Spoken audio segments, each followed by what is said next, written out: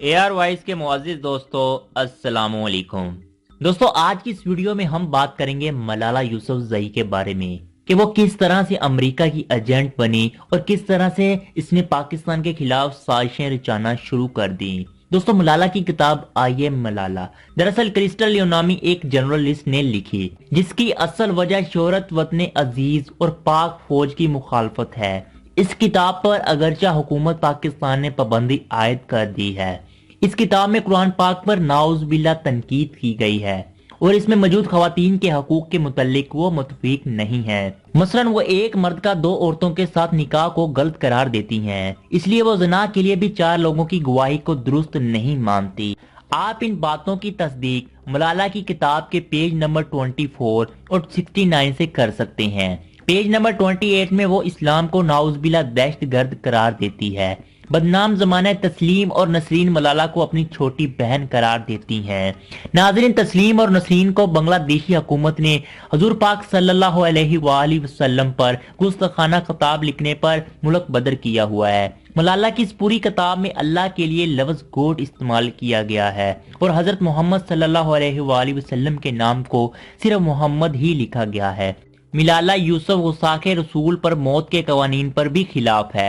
मलाला कहती है कि पहले वो स्वाती है, फिर पश्तूनी है और बाद में पाकिस्तानी है। वो अपने मुसलमान होने का जिक्र कहीं पे भी नहीं करती। मलाला दावा करती हैं कि पाकिस्तान इंडिया से तीनों जंगें हारा था। मलाला और इसका बाप शर्जील अफरीदी की हमायत करते हैं, जो कि हुकूमत पाकिस्तान के मुताबिक गद्दार है और इस वक्त जेल में है। मलाला का बाप पाकिस्तानी लोगों को डर्टी पीपल यानी गंदे लोग करार देता है। मलाला की ब्रेन वॉशिंग इस तरह से की गई है ताकि वो आने वाले वक्तों के लिए पाकिस्तान के लिए एक एजेंट का रोल कर सके। और नाजरीन, हैरत अंगेज तौर पर मलाला के बाप ने नोबल इनाम में भी अपना हिस्सा मांगा था। मलाला के मुताबिक मलाला का बाप अपने घर और पूरे स्कूल के लिए बिजली चोरी करता था। मलाला की पसंदीदा शख्सियत बिलाल ओबामा है, जो कि आजकल शायद डोनाल्ड ट्रंप होगा।